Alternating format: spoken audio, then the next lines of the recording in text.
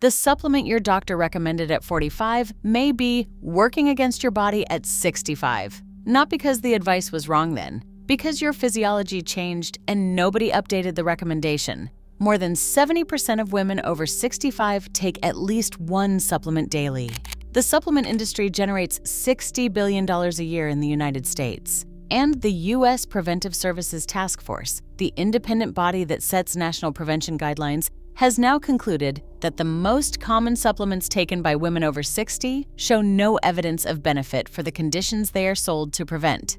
In some cases, the evidence runs the other direction. Calcium, vitamin D, iron, biotin, vitamin E, beta-carotene, multivitamins, 7 supplements. For each one, this video covers what the science now shows, what changes after 60 that makes it a problem, and what actually works instead. The bottle you trust most is last on this list. Stay with it. Number 7. Calcium supplements. This is the most universally recommended supplement for postmenopausal women. Doctors recommend it. Pharmacists stock it at eye level. Tens of millions of women take it every day, believing they are protecting their bones. The recommendation is so embedded in standard care that questioning it feels like questioning common sense. In May 2026, the British Medical Journal published a meta-analysis of 153,902 adults examining calcium supplementation and fracture prevention. Authors O'Massey and colleagues. Finding: calcium supplementation offers little to no clinically meaningful benefit for fracture or fall prevention in generally healthy older adults. The authors directly recommended that clinicians, guideline panels, and regulatory agencies reevaluate their general recommendations. Here is what changes after 60 that the label does not account for. When calcium arrives through food, it enters the body gradually in doses the absorption mechanism can process. When it arrives as a supplement, it arrives all at once, a bolus dose the body cannot efficiently direct to bone. Without magnesium, vitamin D3, and vitamin K2 simultaneously present to activate the proteins that transport calcium into bone matrix. Supplemental calcium circulates. It deposits in artery walls. It contributes to kidney stone formation. Research from the University of Auckland found calcium supplements may increase the risk of myocardial infarction by 10 to 20% in some populations. Most women taking calcium supplements are not also taking the cofactors that would make it work. Most labels do not mention that those cofactors exist. What actually works? Weight-bearing exercise and strength training have the strongest consistent evidence for maintaining bone density after menopause. Dietary calcium from food, dairy, sardines with bones, and leafy greens is handled efficiently by the body's own absorption regulation in a way supplemental doses are not. Check your calcium supplement right now. If it does not also list magnesium, vitamin D3, and vitamin K2 on the label, you are missing the system that makes calcium useful. The difference is where the calcium ends up, not whether you took it. Number 6. Standalone vitamin D without K2. Vitamin D deficiency is genuinely common in women over 60 with limited sun exposure. The supplement is not the problem. What is missing from it is. The same BMJ 2026. Meta-analysis found vitamin D supplementation, with or without calcium, offers no clinically meaningful benefit for fracture or fall prevention in generally healthy older adults. The USPSTF advised against vitamin D supplementation specifically for the prevention of falls and fractures in community-dwelling adults over 60. Here is the mechanism the label never explains. Vitamin D3 increases calcium absorption. That is its job. But without K2, specifically the MK7 form, the additional calcium absorbed has no guidance system directing it to bone. K2 activates osteocalcin, the protein that incorporates calcium into bone matrix. K2 also activates matrix GLA protein, which prevents calcium from depositing in artery walls. Taking D3 without K2 increases calcium absorption while providing no mechanism to direct that calcium where it needs to go. Look at your vitamin D supplement right now. If it does not say K2 or MK7 on the label, the cofactor is missing. The supplement is doing half a job and calling it done. What actually works? D3 combined with K2 in the MK7 form. Get vitamin D levels tested before supplementing. Deficiency is real and worth treating. Sun exposure with skin exposed for 15 to 20 minutes daily remains the most efficient natural source. The difference is not the vitamin D, it is where the calcium goes after. Number 5. Iron supplements. Iron deficiency is the most common nutritional deficiency in premenopausal women. Many women over 60 are still taking iron supplements they started in their 40s. The reason they started was legitimate. The reason they are still taking it no longer exists. Postmenopausal women no longer lose iron through menstruation. Without that monthly loss, iron accumulates. The body has no efficient mechanism for excreting excess iron.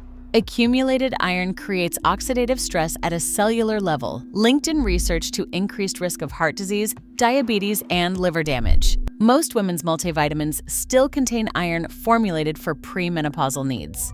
Check your multivitamin right now. If it contains iron and you are postmenopausal, you are likely accumulating a mineral your body has no way to eliminate. What actually works? Get iron levels tested before taking any iron supplement. Dietary iron from foods such as red meat, legumes, and leafy greens is regulated by the body's own absorption mechanism in a way supplemental iron is not. If testing confirms deficiency, supplement under supervision with a specific target and a retest date. The difference is the monthly loss that ended and the supplement that did not. Number 4. High-dose biotin. Biotin supplements are among the most aggressively marketed products to women in midlife. Hair, skin, nails, the gummies, the beauty supplements, the hair growth capsules, milligram counts ranging from 300 to 20,000 micrograms per serving. The daily requirement for biotin is 30 micrograms. There are no studies conclusively showing biotin regrows hair or improves hair thickness in individuals who are not deficient. Biotin deficiency is rare. The gap between what the supplement contains and what the body requires is not a benefit. It is a liability. The FDA issued a formal safety communication, not a recommendation, a warning, that high-dose biotin interferes with laboratory test results. It produces falsely low troponin readings. Troponin is the cardiac marker used to diagnose heart attacks. A woman in the early stages of a cardiac event may be sent home from an emergency room because her biotin supplement made her troponin appear normal. The FDA documented this as a patient safety issue after reviewing cases where this occurred. High-dose biotin also produces falsely abnormal thyroid results, leading to unnecessary thyroid medication prescriptions. Look at your biotin supplement. If it contains more than 30 micrograms, and nearly all commercial biotin supplements do by a factor of hundreds, stop taking it at minimum 1 week before any blood work. If hair thinning is the concern, the cause is almost certainly hormonal or nutritional. Get tested for actual deficiencies. Address protein intake, the most common nutritional driver of hair thinning in women over 60. The difference is the lab result it changed, not the hair. Number 3. Vitamin E supplements. Vitamin E is marketed to women over 60 for antioxidant protection, skin health, and cardiovascular support. The United States Preventive Services Task Force concluded with moderate certainty that the net benefit of vitamin E supplementation is zero for the prevention of cardiovascular disease or cancer. High-dose vitamin E acts as a blood thinner. That is not a theoretical risk, it is a documented pharmacological effect. For the significant percentage of women over 60 taking prescription anticoagulants or aspirin therapy, adding a supplemental blood thinner compounds the anticoagulant effect in ways most supplement labels do not warn about. Look at your current medication list before looking at your vitamin E supplement. If you take any blood thinner, prescription, or over-the-counter, the interaction risk is real and documented. What actually works? Dietary vitamin E from nuts, seeds, olive oil, and leafy greens delivers the nutrient with the absorption regulation that supplemental doses bypass. Topical vitamin E for skin is not subject to the same systemic risks. The difference is the blood thinner already in your medicine cabinet. Number 2. Beta-carotene supplements. Beta-carotene is the precursor to vitamin A, marketed as a safer alternative for women concerned about bone health, sold in immune and eye health formulas across every pharmacy aisle. The USPSTF issued a D recommendation against beta-carotene supplementation. D is their strongest warning level, reserved for interventions where evidence of harm outweighs evidence of benefit. A systematic review and meta-analysis of 182,788 individuals found beta-carotene supplementation was associated with increased cardiovascular mortality. These findings apply to supplemental beta-carotene specifically, not beta-carotene from food. What changes after 60? Cardiovascular risk increases with age. Any supplement with documented evidence of increased cardiovascular mortality becomes more dangerous as baseline risk rises. A theoretical risk at 45 carries real weight at 65. Beta-carotene from food, sweet potatoes, carrots, dark leafy greens is processed by the body at doses the absorption mechanism can regulate. The body converts only as much as it needs. Supplemental doses overwhelm that regulation. The difference is the dose the body can control and the dose it cannot. Number 1. The daily multivitamin.